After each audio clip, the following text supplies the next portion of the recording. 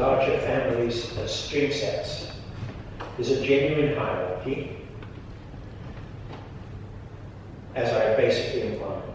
And you can now replicate these results on trees. We're talking about tree sets, not string sets, where instead of having bigrams, you have little local trees of depth 2 as your building blocks. So you can build the tree on the right in this display from the tree on the left and the tree in the middle by plugging together. And that's a strictly local way of describing tree sets. There will be sets of trees we can't describe that way. We're just going exactly analogously on trees to what we just did on strings. For example, the set of all and only those binary trees in which all the nodes are labeled A, except that there's at least one node somewhere labeled B with A above and below it. That can't be described by an SLK tree set grammar, because no matter how large you set K, no matter how big the local trees are that you use, a tree with no B in it can't be distinguished from a tree that does have a B, but it's more than K nodes away from where you're checking right now. You can develop a more powerful description language by analogy with LT going up to threshold testable.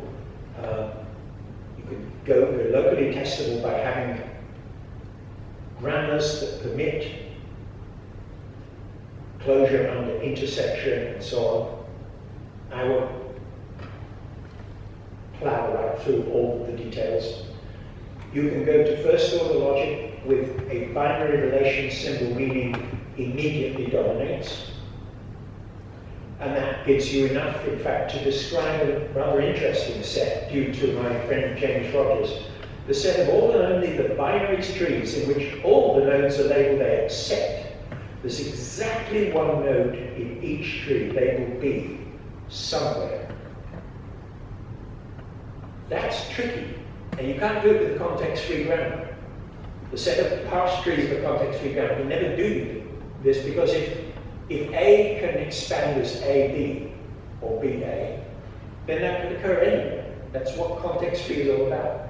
But you can describe it with first-order logic. You can write a formula in first-order logic on trees that says, for every node X, either X is the root, or X is a leaf, or X has two children distinct from each other and no others. That captures binary branching.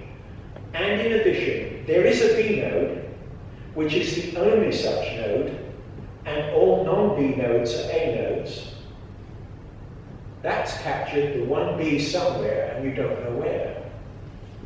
So you can do that with just first-order logic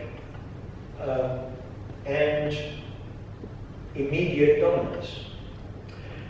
You can get yet more power and have an even bigger class of tree sets you can describe if you go to full first-order logic. And even bigger than that, with weak monadic second-order logic, you can get all the trees that can be, all the tree sets that can be defined by a finite state tree automaton. And incidentally, even for weak monadic second-order logic, satisfiability is still decidable.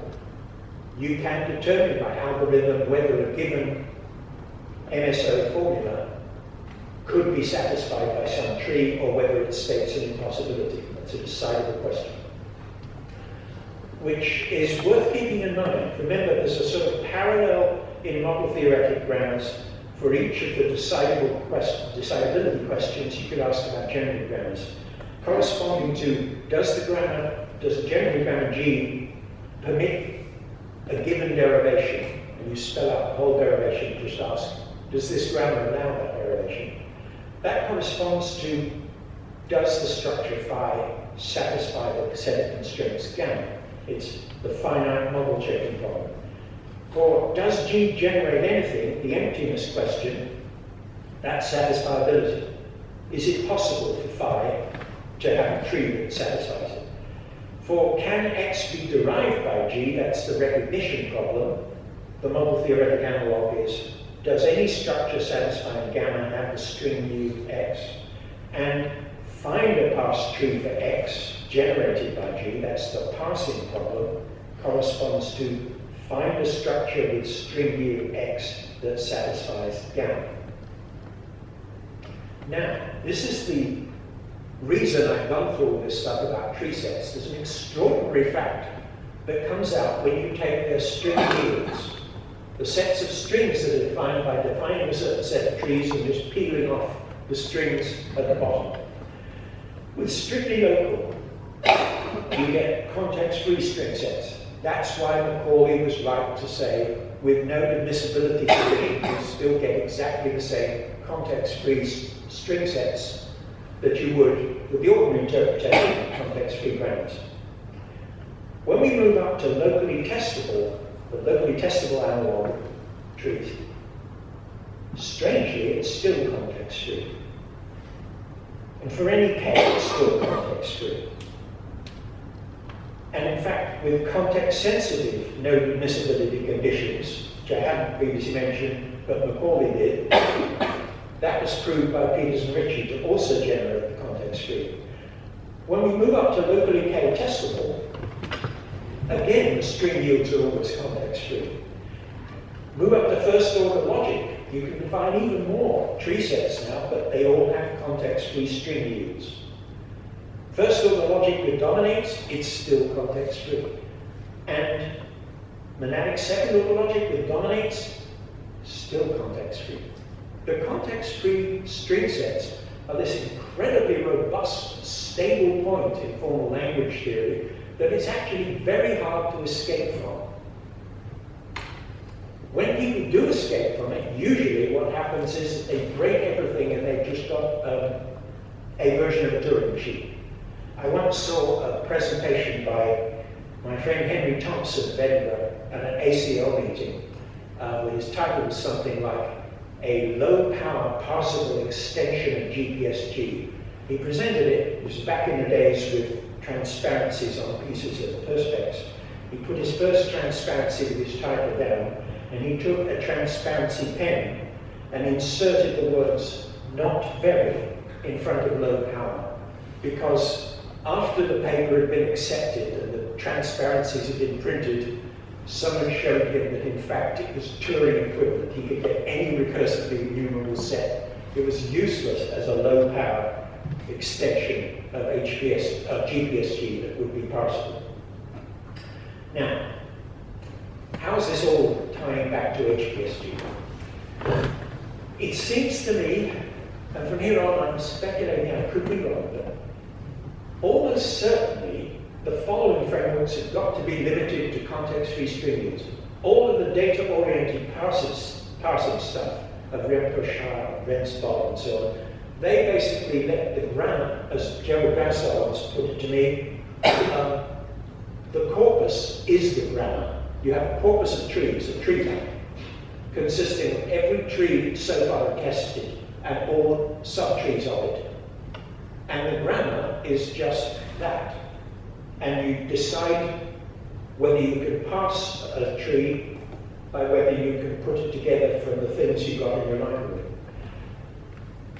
James Rogers and I showed in a paper in 2008 to the Linguistic Association of Great Britain that almost certainly the Cambridge grammar of the English language, because we can come so close to saying you can express all of its generalizations with weak monadic second-order logic on trees, even though it departs from trees in small respects, it's almost certainly limited to context-free description.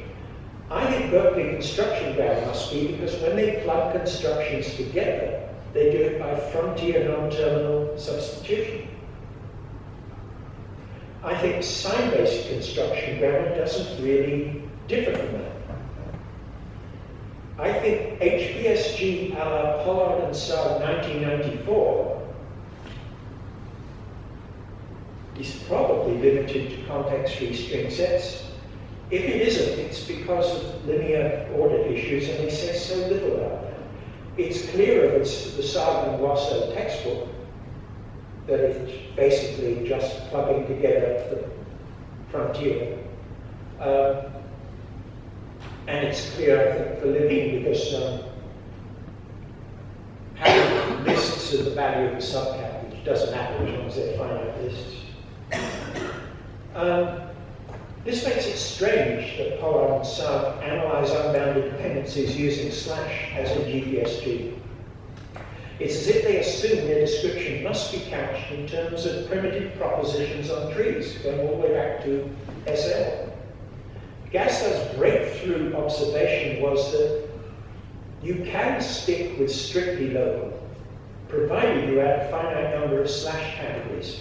And it's not that many. It's some number that is less than or at worst equal to the square of the number of phrasal categories, things that you can extract.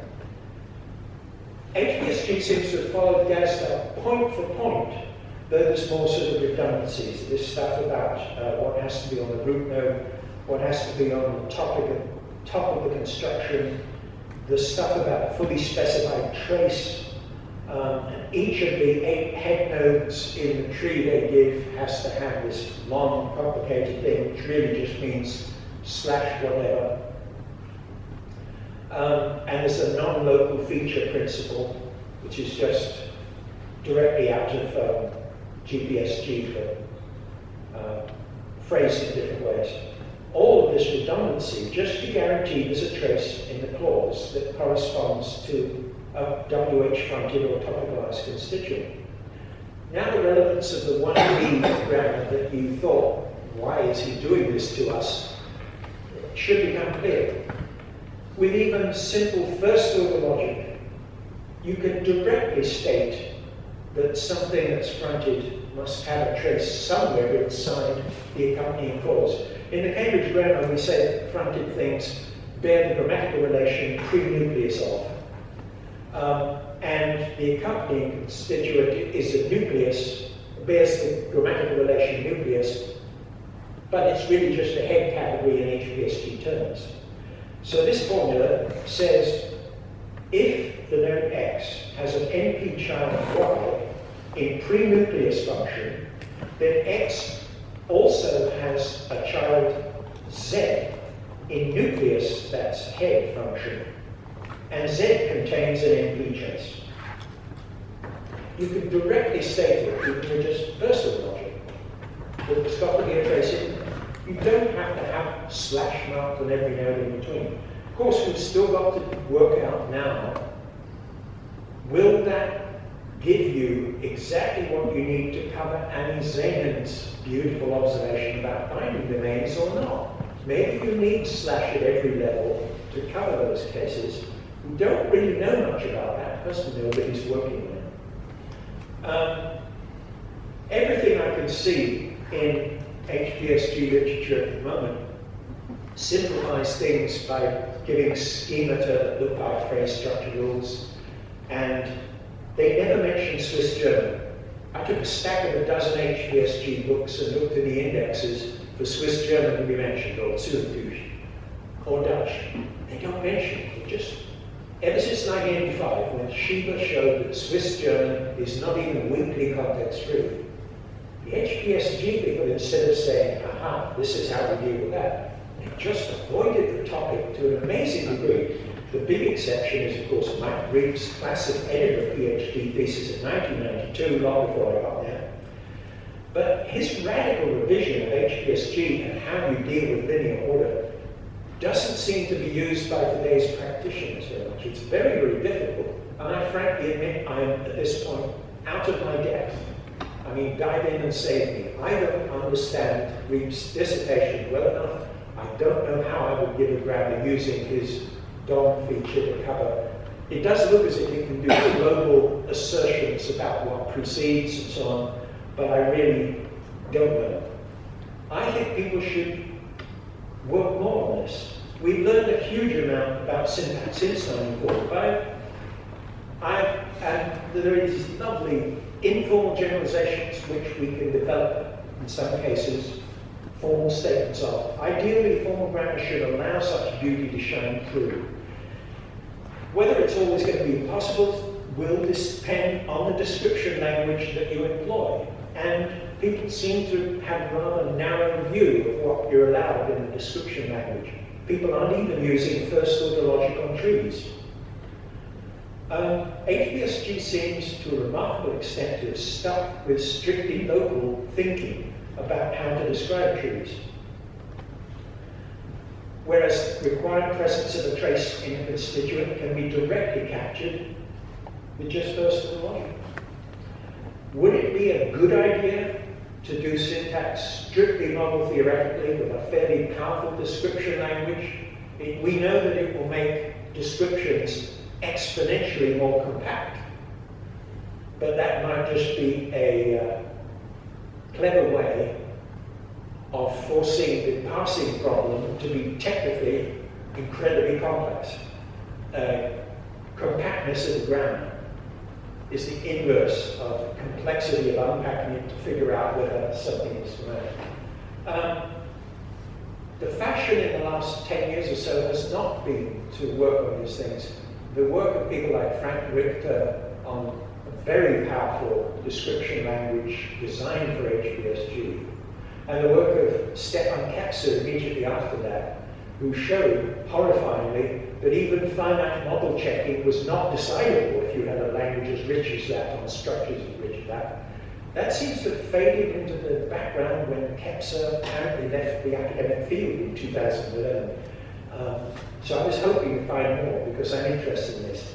I like the HPSG community because it does sensible linguistics, not all of which I yet understand, but I'm here to learn a bit more, and I'm delighted to be here. Thank you very much.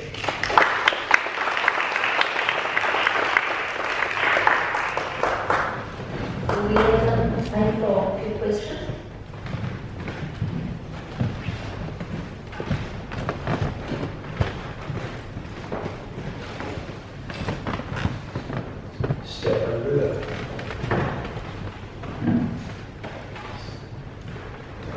Just in defense of education, you said we sort of ignored Swiss German. So I think there was a lot of work on complex predicates, and like Andreas Kapp. Yes, I know enough about it. In work of yours, you have pursued such issues using Greek stuff. My knowledge of the literature is incomplete.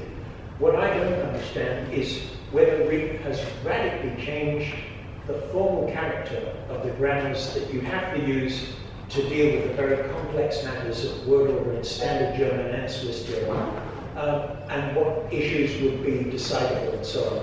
The formal language theory of it doesn't seem to have come together with the descriptive linguistics. Yeah, I think that the consensus now is that you don't need that for these complex predicates. But you don't need Greeks.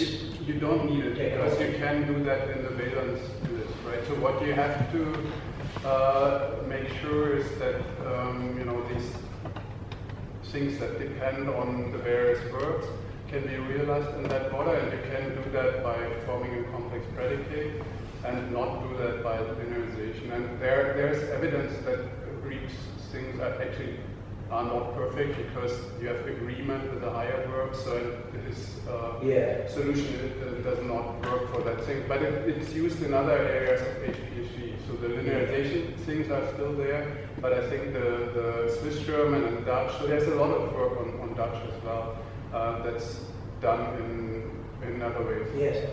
In the time I had available to prepare this talk for you, I didn't have enough to do anything like a thorough study of the literature on German and Dutch word order that there is in HPSG. I just formed a rough impression that the descriptive linguistics there wasn't coming together clearly enough with the formal linguistics for me to be able to tell what was going on. And I would like to see that reconvergence happen. It may